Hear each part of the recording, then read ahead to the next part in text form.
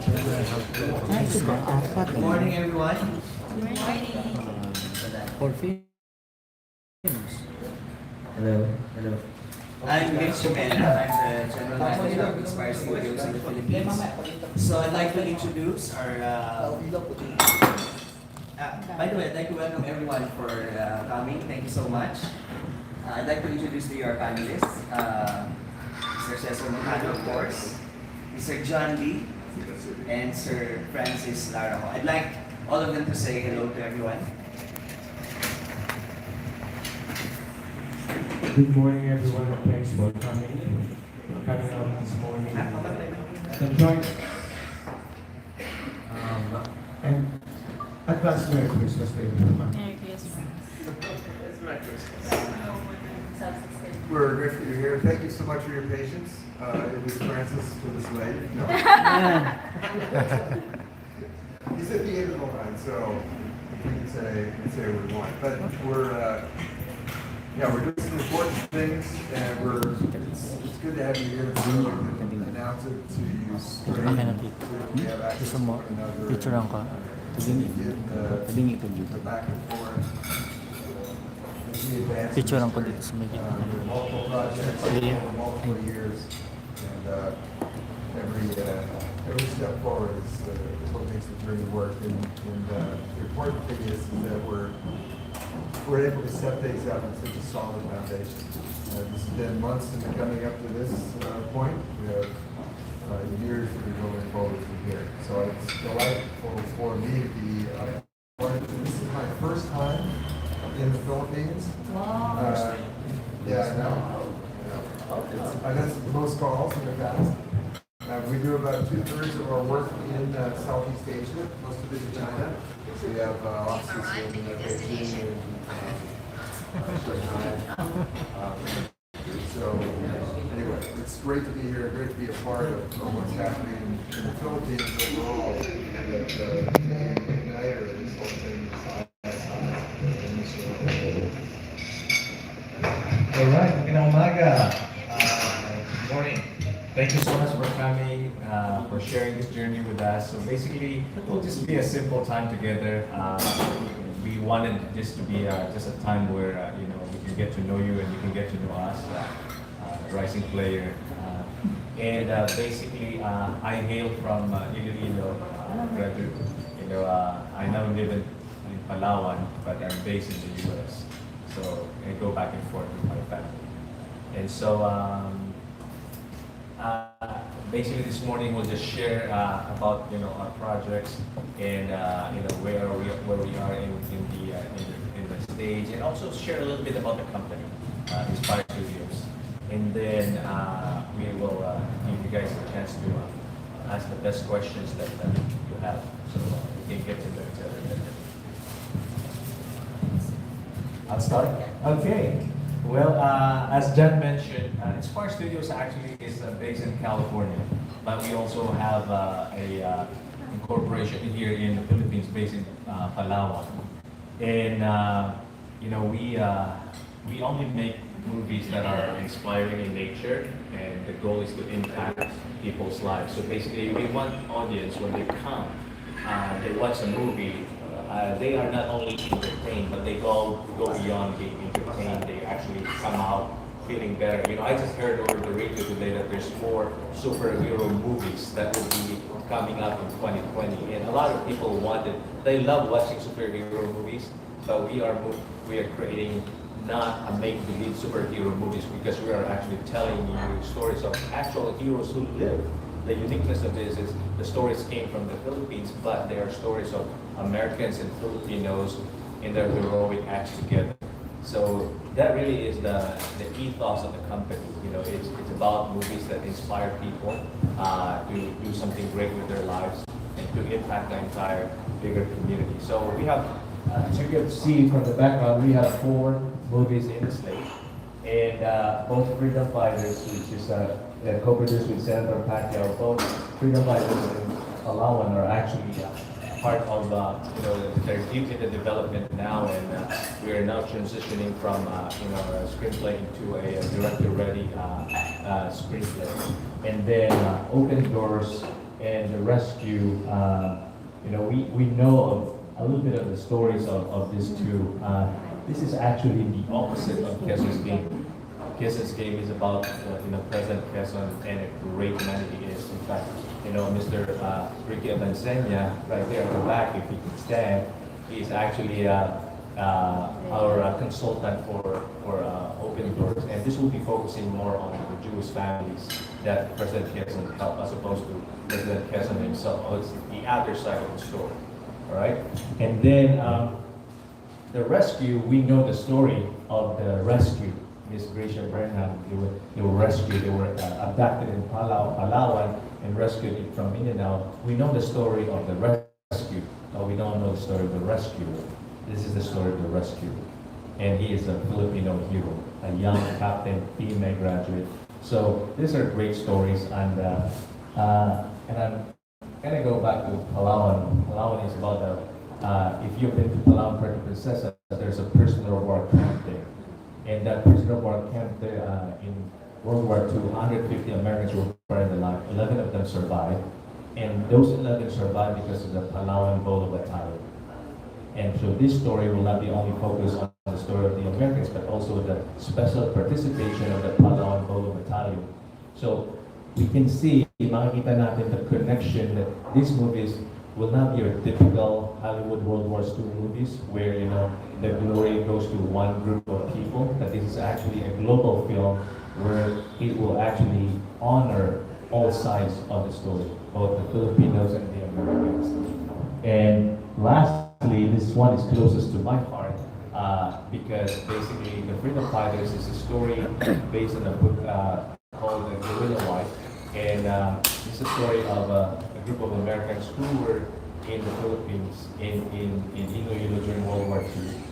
They were doctors, they were nurses, they were preachers, missionaries. And then another group is a group of mining engineers who became guerrillas. So basically the story of this is that they decided not to surrender to the Japanese. And then eventually they got caught, they got executed. And here's the power of the story. And the story is this. And I love telling the stories because here's the power of it. It changed history because of what their death resulted to intelligence that reached MacArthur, and MacArthur was able to come back to the Philippines because of the intelligence that they brought to Australia when they were saved by the South Korea. And so that's very powerful. But not only that, what's the most touching thing story about these freedom fighters is a month ago I received a call from the U.S. Army thanking me for honoring them. Because why? This story is actually going to own also the 741 U.S. Army boys. I call them boys because they were 18, 19 years old. Their lives in illegal, and they will be honored in the movie as well.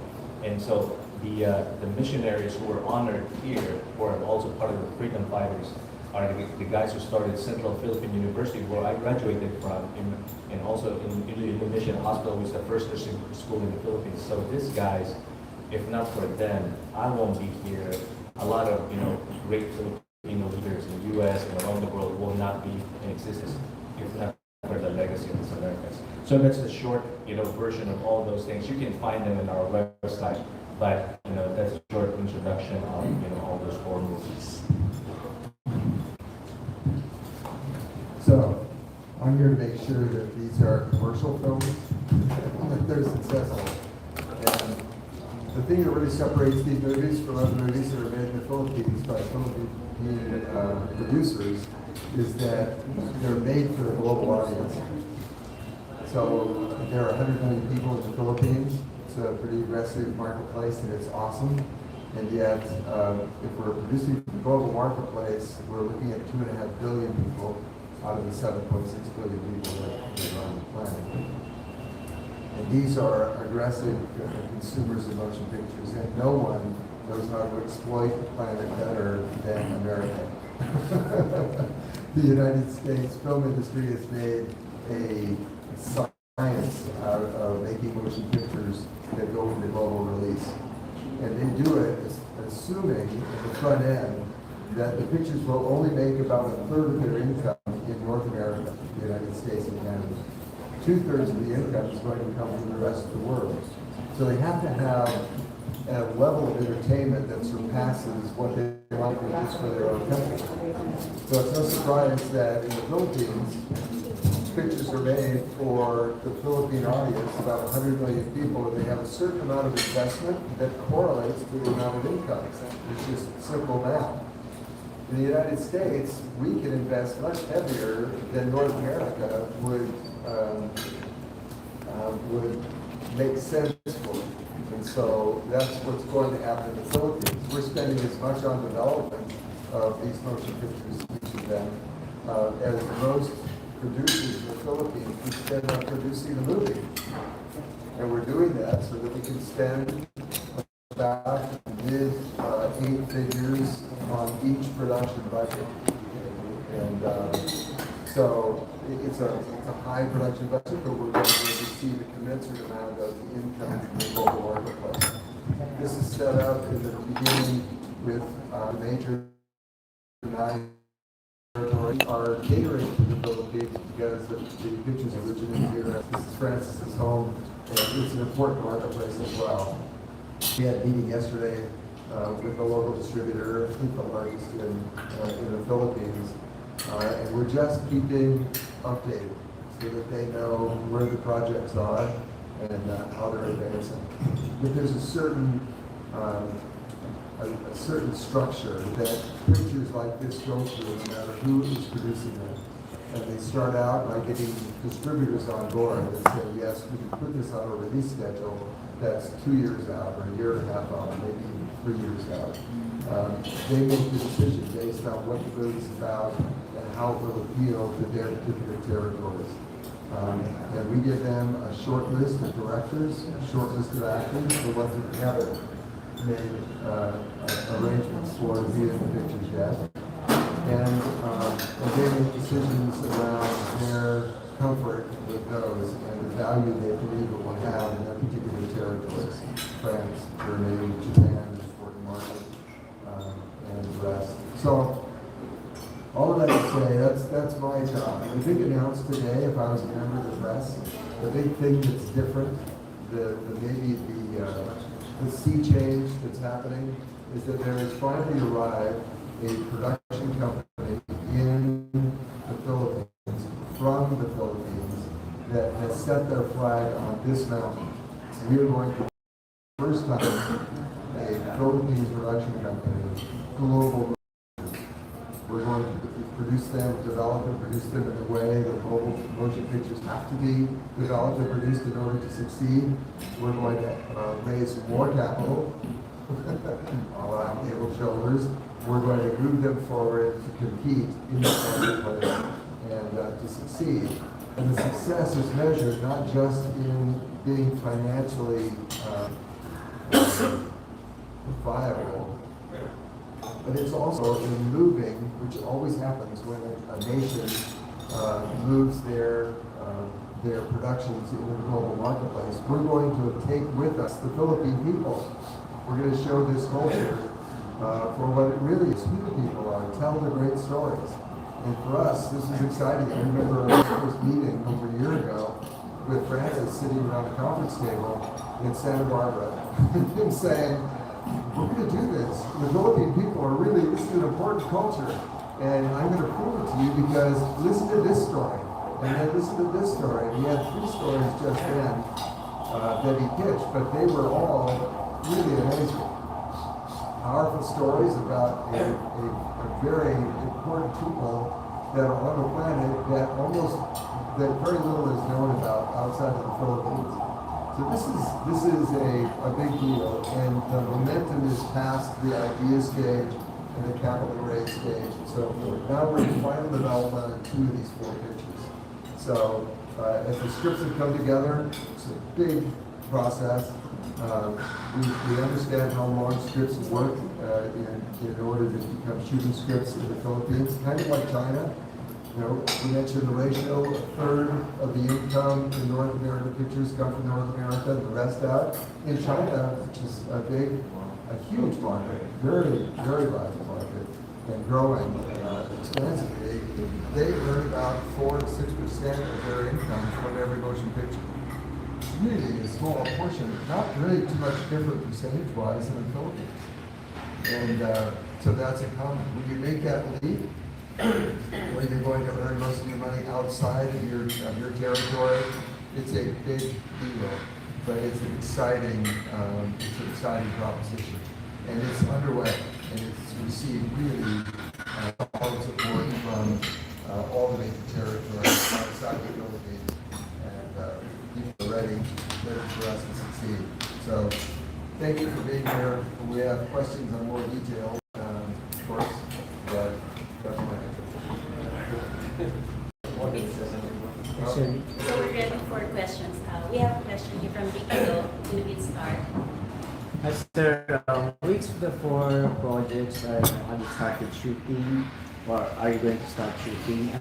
And on the Philippine actor confirmed to be in the cast of Freedom Fighter. You want to take the first part? So after the distributor is set up, we have a bank already. The production money the development money is provided by independent investors.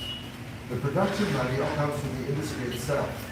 So we have major distributors in the different territories that put up the collateral, and then we take that collateral to the bank, and we have a major multinational bank that's in LA that's doing our banking of this. We have also a completion guarantor, a bonding company that guarantees that things will be done on budget and on time, so that the collateral is viable.